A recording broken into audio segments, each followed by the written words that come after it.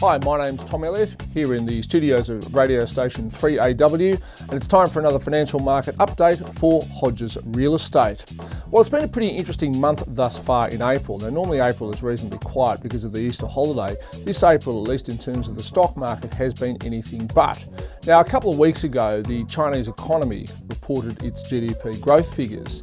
Now, the market always has very high expectations of what's happening in China because China is one of the few really large economies around the world that is still growing quite rapidly. Anyway, market expectations for Chinese growth were 8%, which is pretty good when you consider it to the US, Europe, Australia, pretty much anywhere.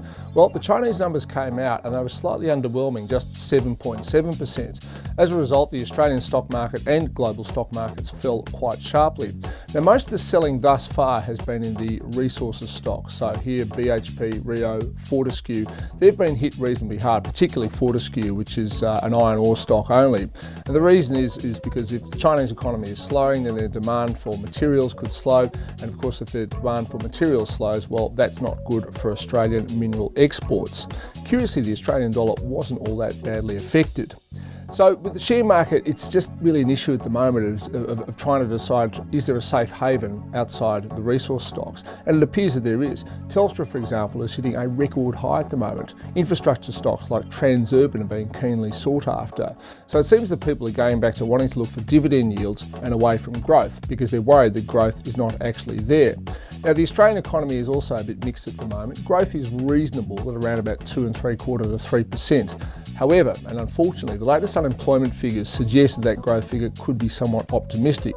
Now, Treasurer Wayne Swan doesn't really want to hear about this, but the unemployment rate has edged up. If you go back 9 to 12 months, unemployment in Australia was averaging around 5.1 to 5.3%, which are excellent figures. That, statistically speaking, is regarded as full employment. Well, over the best part of the last year, that unemployment number keeps edging up, and the most recent figures suggested that it had gone up to 5.6%. Curiously, here in Victoria, it was the national average, also 5.6%. And I say curiously because often Victoria's unemployment has been a bit worse recently than the rest of the country.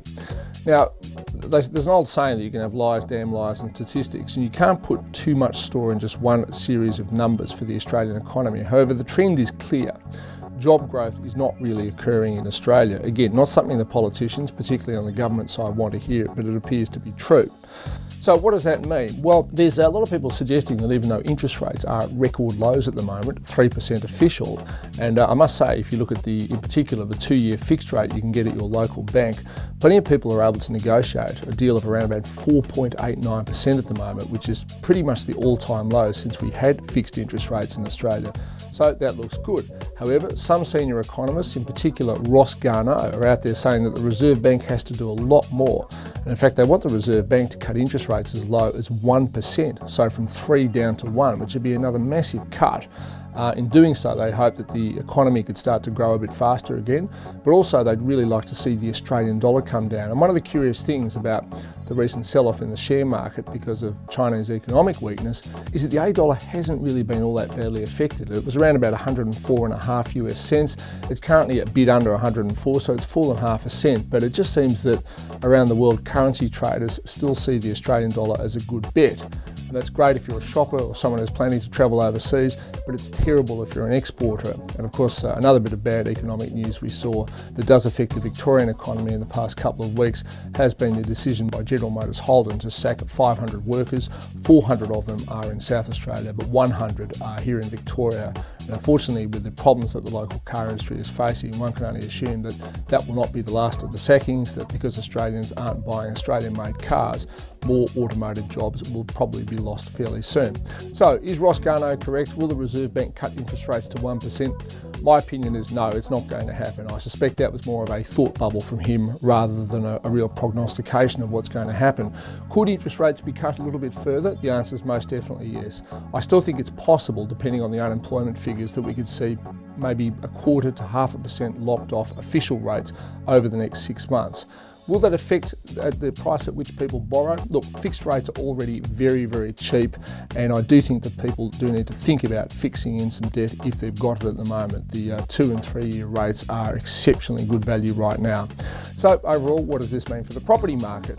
Well, the clearance rate's been strong over the past few weeks. It's been averaging around 67, 68%. Every now and then on a weekend you get a clearance rate over 70%. That's typically seen as a sign of a healthy market, one where the bulk of sales are going through. And of course, it doesn't include the fact that within a week of auction, many unsold houses, of course, do end up being sold. Now, what about prices? Well, the feeling is that vendors' expectations have been toned down a bit.